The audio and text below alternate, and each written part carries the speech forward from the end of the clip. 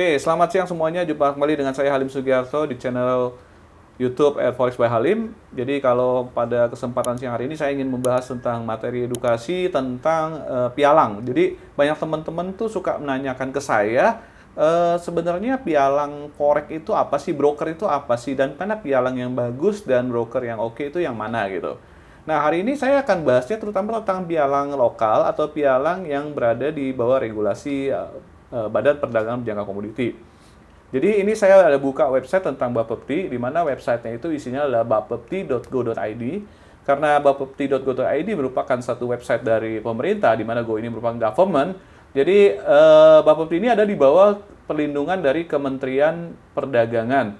Jadi di sini kalau lihat websitenya maka ada SMS Center-nya. Kemudian website bapepti.go.id ini terdiri dari beberapa bagian. Pertama mulai dari beranda, profil, kemudian peraturan, dan pelaku pasar, kemudian info Bapepti, berita, dan hubungi kami. Jadi kalau hubungi kami Anda bisa mengontak apabila Anda terdapat atau Anda ingin tahu atau mungkin ada permasalahan tentang regulasi dan sebagainya. Jadi di website pemerintah ini Bapepti ini merupakan satu pembuat undang-undangnya. Jadi kalau kita bilang pialang ini dasar hukumnya apa? Nah, ada di undang-undang ini. Maka kalau Anda cari undang-undangnya, maka ada tentang di bagian peraturan. Nah, di sini ada perdagangan jangka komoditi, Anda kalau klik di sini ada bagian undang-undang, Anda bisa klik, di bagian undang-undang Anda bisa klik, maka akan menampilkan undang-undang perdagangan berjangka komoditi, di mana undang-undang pialang itu diatur dalam Undang-Undang Republik Indonesia nomor 32 tahun 1997. Dan Anda bisa, kalau klik lagi lebih jauh, Anda akan bisa dapatkan banyak tentang undang-undang tersebut isinya. Misalnya Anda klik, oke, maka akan dapatkan Undang-Undang Bapepti nomor 10 tahun 2011.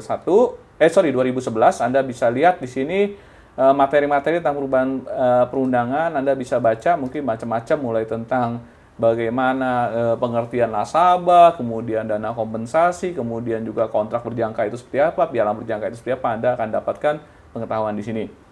Oke, kemudian kita lanjut, misalnya tentang, Anda bisa buka tentang profil organisasi. Jadi profil organisasi, kewenangan, dan kelembagaan ini tentu saja ini isinya tentang posisi atau susunan struktur daripada Bapepti itu sendiri. Dan yang paling Anda sering tanyakan adalah mengenai pelaku pasar atau merupakan pelaku pialang berjangka. Di sini Anda akan mendapatkan beberapa bagian, yaitu mulai dari pialang berjangka yang masih aktif, pialang berjangka yang dicabut, hingga izin sebagai seorang yang melakukan kegiatan pialang berjangka, yaitu dalam hal ini wakil pialang berjangka dalam secara perorangan, dan juga ada yang namanya pedagang berjangka. Nah, untuk mengetahui Anda mana pialang berjangka yang berada di dalam naungan Bapepti, Anda bisa ngecek dari situs ini. Biasanya akan terdapat kantor cabang maupun kantor utama daripada pialang berjangka tersebut. Dan juga di dalamnya ada menyimpan informasi bank umum penyimpan atau kita sebut segregated account. Karena peraturan di Indonesia ini bahwa setiap pialang itu wajib menyetorkan sejumlah dana sesuai dengan jumlah komputasi nasabah, dan ini dananya disimpan dalam satu rekening yang namanya segregated account. Jadi segregated account merupakan satu rekening perusahaan yang sudah tersedia dan diberikan oleh Bapepti untuk diberikan kepada nasabah. Jadi kalau kita klik bagian bank penyimpan margin, maka akan dapat keterangan bahwa di mana aja itu bank berada. Misalnya contoh, ini bank capital ini kita pakai yang di area di zona Topaz. Sementara kalau bank BCA ini di Wisma BCA. Nah, ini adalah bank-banknya dulu. Nah, jadi bank-bank inilah bank tempat penyimpan margin yang bekerja sama dengan Bapepti. Nah, kalau bicara pelaku pasar, mungkin Anda bisa mengecek tentang pialang berjangkanya.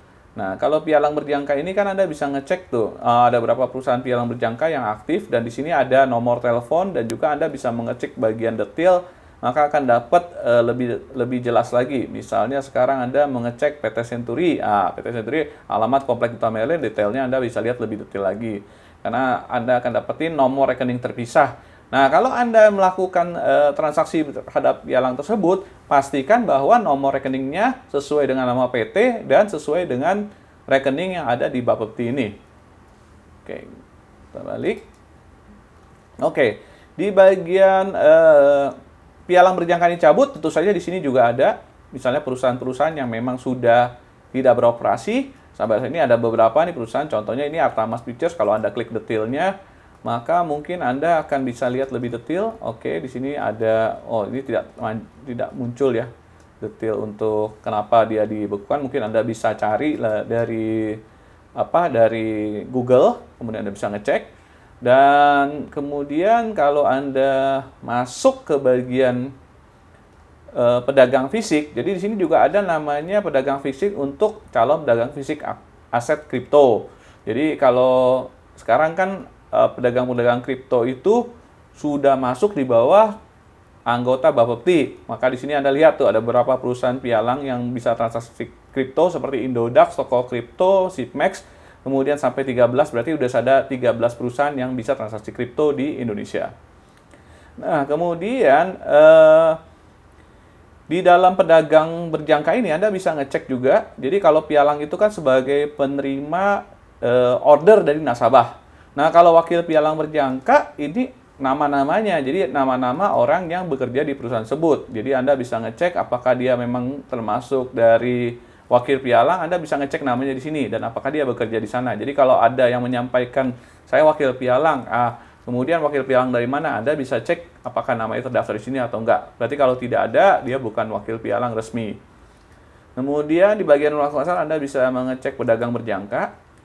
Nah, pedagang berjangka merupakan tempat pialang melempar order ke pasar. Nah, nanti saya jelaskan lebih lanjut.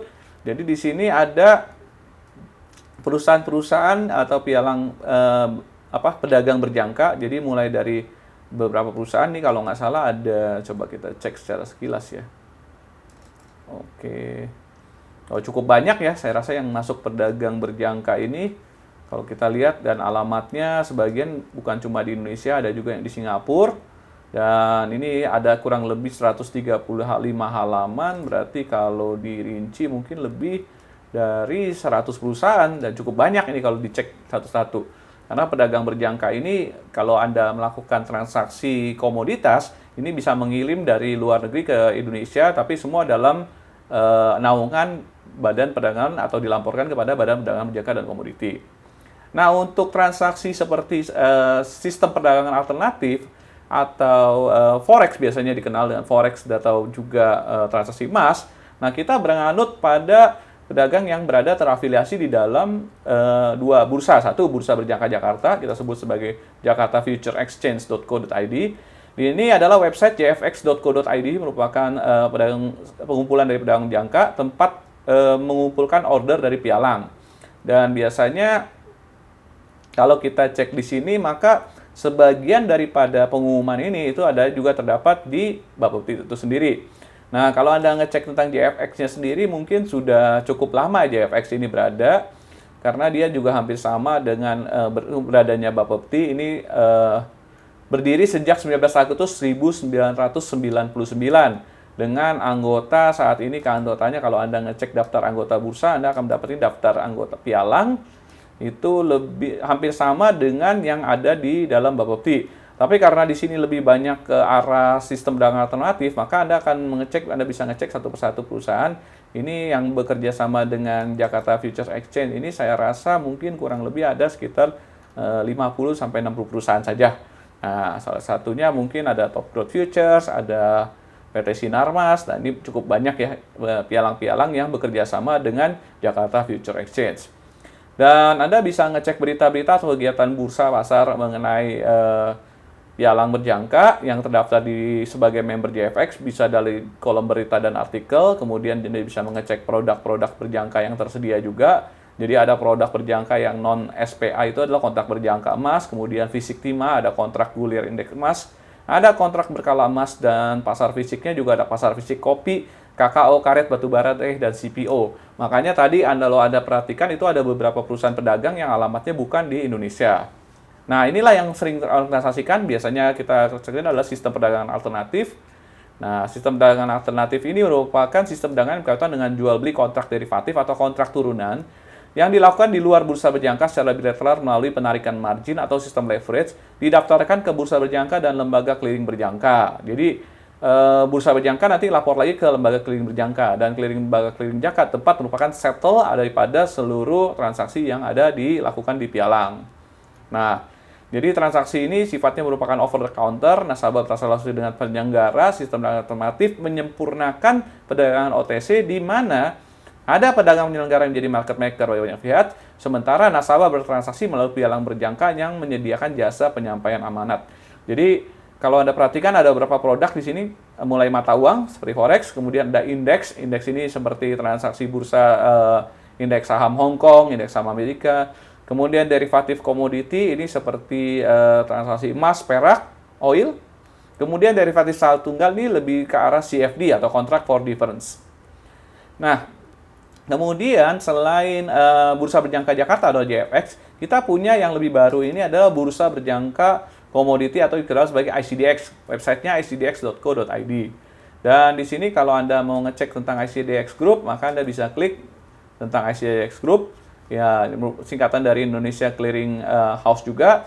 Dan kalau Anda cek, ini merupakan tempat juga penaungan daripada pialang-pialang melempar order ke lembaga clearing berjangka. Dan di sini Anda bisa ngecek membership-nya, member ICDX-nya. Saya rasa juga cukup banyak, hampir sama kayak tadi. Jadi memang tidak berarti seluruh pialang atau pedagang tersebut harus di bawah ICDX atau JFX. Mereka boleh pilih salah satu. Tapi yang pasti kalau mereka pilih salah satu, mereka harus ikuti rule yang ada di ICDX ataupun di JFX tersebut. Dan semua ada di bawah naungan Bapepti. Nah, Anda bisa lihat ini OTC Trader. Kalau Anda mau lihat broker member, Anda bisa cek, ya kan? Maka akan terdapat perusahaan-perusahaan yang di bawah ICDX atau mengikuti membership daripada ICDX.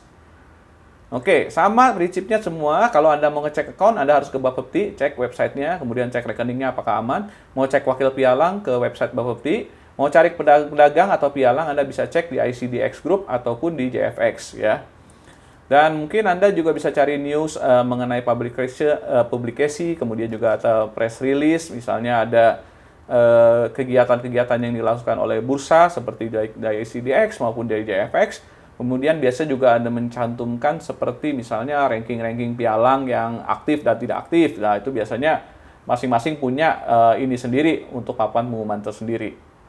Nah, mudah-mudahan apa yang saya sampaikan di sini bisa memberikan penjelasan lebih lanjut tentang bagaimana cara memilih pialang lokal, dan apabila Anda belum menemukan pialang lokal tersebut atau Anda ditawarkan satu pialang tapi tidak terdaftar di website Bapepti atau di bawah naungan ICDX ataupun JFX, artinya Anda boleh bilang bahwa pialang itu bukan pialang lokal resmi. Nah, bedanya dengan pialang lokal resmi tentu saja di sini Anda akan dikenakan laporan yang lebih ketat karena Anda harus punya menyediakan data yang boleh dibilang lebih komplit. Misal dari KTP, kemudian kemampuan liabilitas Anda, kemudian kemampuan Anda untuk trading, termasuk juga nomor pajak, dan saya rasa juga ada konfirmasi dari wakil pialang untuk menekankan bahwa Anda bisa atau mampu melakukan perdagangan alternatif.